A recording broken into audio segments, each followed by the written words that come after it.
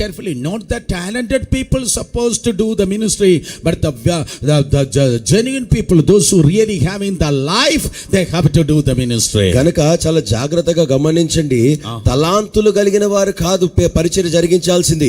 ఎవరైతే వారి జీవితాన్ని యథార్థంగా కొనసాగిస్తా ఉన్నారో, యథార్థ జీవన విధానం ఎవరికైతే కలిగి ఉంటుందో వారు సేవను జరిగించాలి. Genuine people, those who really have in the life, they have to do the ministry. కనుక చాలా జాగ్రత్తగా గమనించండి.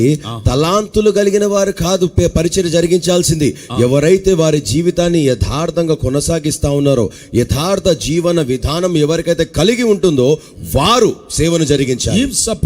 If you are selecting the talented person, the first worship leader supposed to be the Lucifer. ఒకవేళ మనము కేవలము తలాంతుల మీదనే ఎవరినైనా కూడా ఎన్నుకోవాల్సి వస్తే లోకములో ప్రాథమిక ఆరాధకుడు ఎవరైనా ఉండాలంటే అది లూసిఫరే. Listen carefully. God is not interested about your talent, but God is totally interested on your life. చాలా జాగ్రత్తగా గమనించండి. దేవుడు మీ తలాంతులను కాదు లక్ష్య పెడుతున్నది, ఆయన మీ జీవన శైలిని లక్ష్య పెడుతున్నాడు. Oh, look at your neighbor and say life is important. Say one another. మీ పక్కవారిని చూసి ఒకరితో ఒకరు చెప్పుకోండి, జీవితం ఇంపార్టెంట్ అని చెప్పండి, జీవితము ప్రాముఖ్యమైనదని చెప్పండి. జీవితం ప్రాముఖ్యం, పరిచర్య ప్రాముఖ్యం కాదు, జీవితం ప్రాముఖ్యం.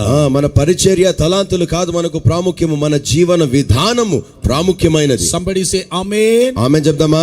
Everybody say amen. అందరూ ఆమేన్ చెప్దాం. Lucifer, he did not take care of his life. That means his spiritual environment. That is why he became the fallen angel. జరిగింది ఏంటంటే లూసిఫర్ తన జీవితమును గురించి జాగ్రత్త పడలేదు. తన ఆత్మీయ జీవితము, చుట్టుపక్కల ఉన్నటువంటి పరిసరముల గురించి తను జాగ్రత్త పడలేదు కనుక పడద్రోయబడినటువంటి దూతగా మారిపోయాడు.